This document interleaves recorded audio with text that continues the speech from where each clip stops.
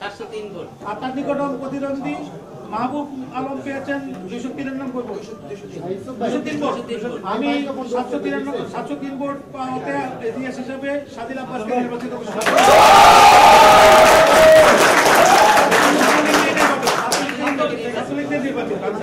Secretary হিসাবে যিনি নির্বাচিত হলেন আব্দুল্লাহ আল মামুন, তিনি পেয়েছেন 684 ভোট। আর তার নিকটতম প্রতিদ্বন্দ্বী আব্দুল্লাহিল বাকি, উনি পেয়েছেন 228 ভোট।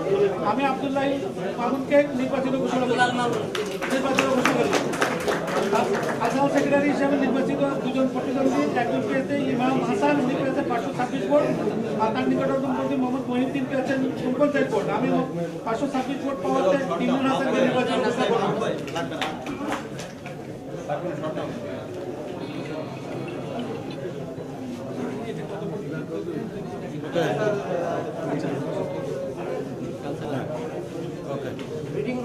আচ্ছা, রিডিং রুম সেক্রেটারি হিসাবে যিনি নির্বাচিত হয়েছেন তিনি হলেন বিল্লাল হাসান।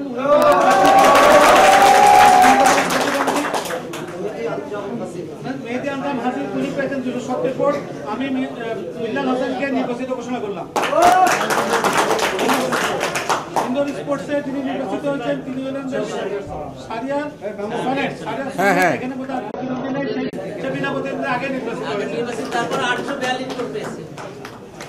নামটা যেহেতু ছিল এই জন্য স্যার উল্টো করতে পারে না, এই জন্য তার নামটা ওখানে ছিল এবং 842 ভোট পেয়েছে সে। Outdoor sports secretary ABM Moinul Hasan, উনি পেয়েছেন 345 ভোট। আর মোহাম্মদ জাহিদুল ইসলাম ছাত্রলীগ থেকে, উনি পেয়েছেন 632 ভোট। তারপর social welfare secretary Abul Hossain, উনি পেয়েছেন 672 ভোট। আর তার নিকটবর্তী মিজানুর রহমান পেয়েছেন 277 ভোট। আমি আবুল হোসাইনকে নির্বাচিত ঘোষণা করলাম। সদস্য হিসেবে দুইজন নির্বাচিত হয়েছেন, একজন হলেন চারজনের মধ্যে প্রথম আব্দুর রহমান পেয়েছেন 741 ভোট। দ্বিতীয় ভোট পেয়েছেন শাহ ইবনে